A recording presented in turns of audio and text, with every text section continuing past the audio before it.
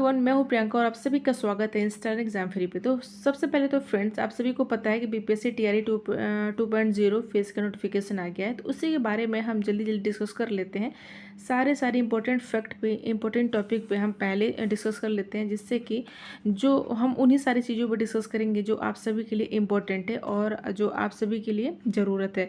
कि हम सबसे पहले तो हम ये देखेंगे वैकेंसी कितनी है टोटल, और किस किस कैटेगरी में कितनी वैकेंसी है, कौन कौन योग्य है, सीटेड को किसको चाहिए, ज़रूरी है नहीं ज़रूरी है, अपेयरिंग वाले सीटेड अप्लाई कर सकते हैं नहीं कर सकते, रिजर्वेशन क्या होगा, पेपर पैटर्न क्या होगा, लैंग्वेज क्या होगा, इन सारी चीज़ों में हम चलिए डिस्कस कर लेते हैं। तो फिर चलिए फ्रेंड स्टार्ट करते हैं।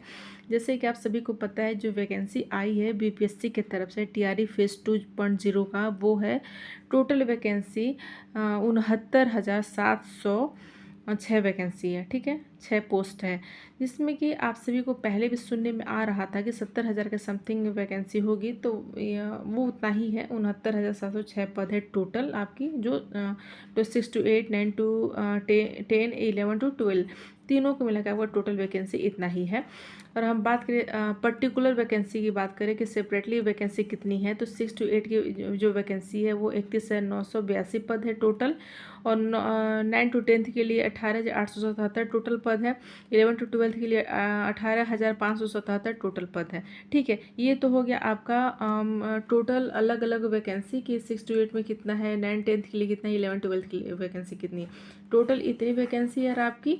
और सेपरेटली देखा है तो हर क्लास वाइज, हर मतलब माध्यमिक उच्च माध्यमिक के लिए इतनी इतनी वैकेंसी है। ठीक है, अब हम सबसे जो इम्पोर्टेंट टॉपिक है उस पर चलते हैं और उसके रिगार्डिंग बात करते हैं। अब इसमें सबसे पहले ये हम देखते हैं कि इस वैकेंसी को अप्लाई करने के लिए कौन कौन योग्य है। तो फ्रेंड्स, हम ये कह सकते हैं कि इसमें भारत का हर नागरिक योग्य है। ठीक है, जो भारत में रह रहा है, चाहे वो कहीं से भी हो, किसी भी स्टेट का हो, चाहे यूपी का हो, बिहार का हो, राजस्थान का हो, गुजरात का हो, एनी स्टेट, किसी भी जगह का हो, सभी अप्लाई कर सकते हैं। All India candidate apply. ठीक है, सभी अप्लाई कर सकते हैं, इसमें कोई रोक टोक नहीं है। बस इतनी सी बात है कि जो बिहार के हैं उसमें उनका डोमिसाइल मतलब जो है वो, उनमें थोड़ा सा छूट मिलेगा, रिजर्वेशन मिलेगा। और जो बिहार से बाहर के हैं वो सारे के सारे जनरल कैटेगरी में आ जाएंगे। अगर हम बात करें यहाँ पर सी टेट और बी टेट को लेके, ये सी टेट वाले अप्लाई करेंगे, अब अपेयरिंग वाले करेंगे नहीं करेंगे। तो फ्रेंड्स देखिए, सी टेट वाले और बी टेट वाले वही स्टूडेंट इसमें अप्लाई कर सकते हैं जिनका पेपर 2 क्वालिफाई है। और फेल, जो सी टेट या बी टेट फेल स्टूडेंट है या पेयरिंग वाले हैं, वो अप्लाई इसमें बिल्कुल भी नहीं कर सकते हैं। ठीक है, ये बातें आपको क्लियर हो गई, क्योंकि फॉर्म तो कल से ही भरना स्टार्ट हो रहा है ना। तो फॉर्म भरने में आप तभी मतलब साफ साफ लिखा हुआ है सारे नोटिफिकेशन, जब आप जाएंगे ना उस पर गूगल पे और देखेंगे उसका वेबसाइट पे, तो क्लियर कट लिखा हुआ है कि अपेयरिंग और फेल वाले उसमें अप्लाई नहीं कर सकते हैं। वो वही अप्लाई कर सकते हैं जो बिल्कुल क्वालिफाई हो गए सी टेट या बी टेट, मतलब बिहार टेट।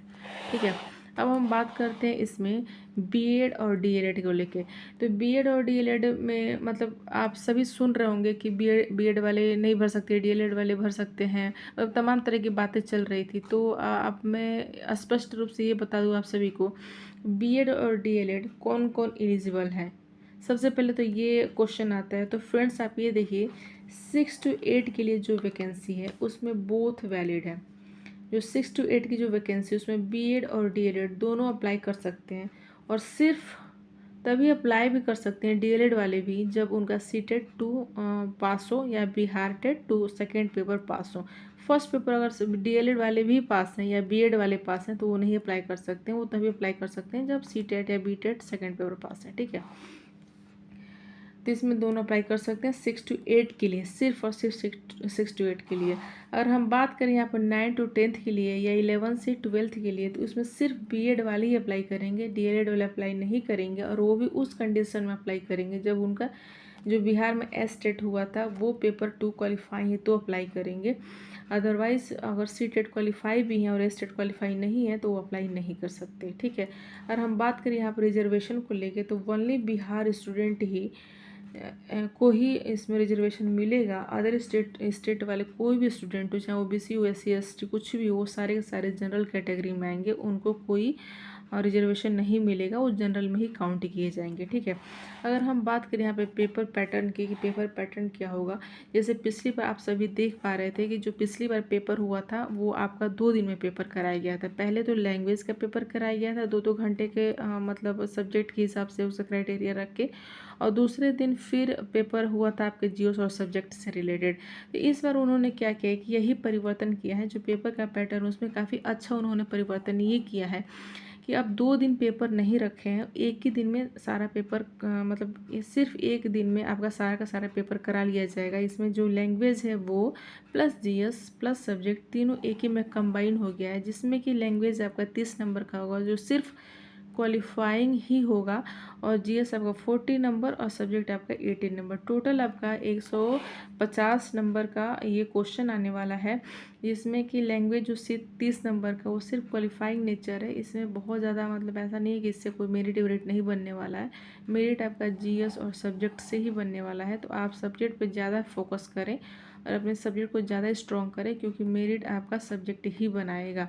जीएस तो देखिए सबका कॉमन रहता है, चाहे आर्ट ग्रुप हो साइंस ग्रुप हो कोई भी हो, जीएस सबका कॉमन रहता है। लेकिन जो अलग आपको थोड़ा सा मेरिट लिस्ट में नाम लेके आने वाला है वो है आपका सब्जेक्ट। आपका सब्जेक्ट पे जितना अच्छा कमांड रहेगा आप उतने अच्छे नंबर से मतलब मेरिट में आ सकते हो।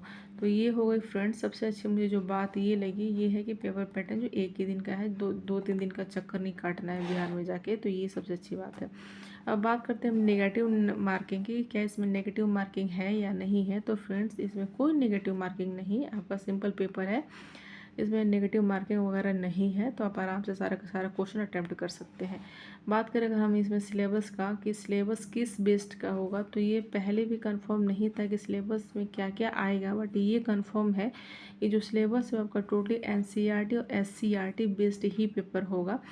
तो आप इसमें क्या कहते हैं एनसीईआरटी ही बुक फॉलो करिए, या एनसीईआरटी बेस्ड कोई अच्छे राइटर की अच्छी बुक ले लीजिए समरी वाली, जिसमें चीज़ों को बहुत इंपॉर्टेंट फैक्ट के हिसाब से समझाया गया और बताया गया हो, जिसमें कि आप सभी को टाइम कम लगे और आप कम समय में अच्छी चीज़ें गेन कर सकें।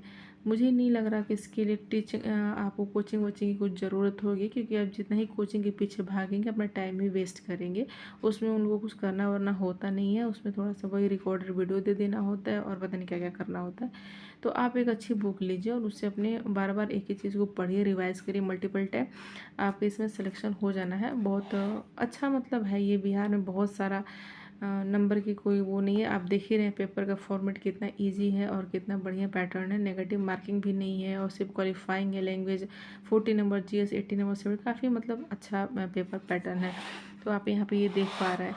तो ये सारी चीज़ें हो गए आप सभी के पास जो इम्पोर्टेंट थे, जो इम्पोर्टेंट फैक्टर थे, ये सारा से मतलब आप इसको फॉलो कर सकते हैं, देख सकते हैं, और ऐसे ही बिल्कुल अपनी स्ट्रेटजी बना के आप ये देखिए आप पेपर की प्रिपरेशन कर सकते हैं, जिससे कि आप अच्छा नंबर गेन कर सकते हैं। तो फ्रेंड्स ये रही आज की हमारी वीडियो, मिलते हैं आप सभी से एक नेक्स्ट वीडियो में नेक्स्ट सारे स्ट्रेटजी के साथ। तब तक के फ्रेंड्स हंसते रहिए, मुस्कुराते रहिए, मन लगाकर पढ़ाई करिए। Thank you so much.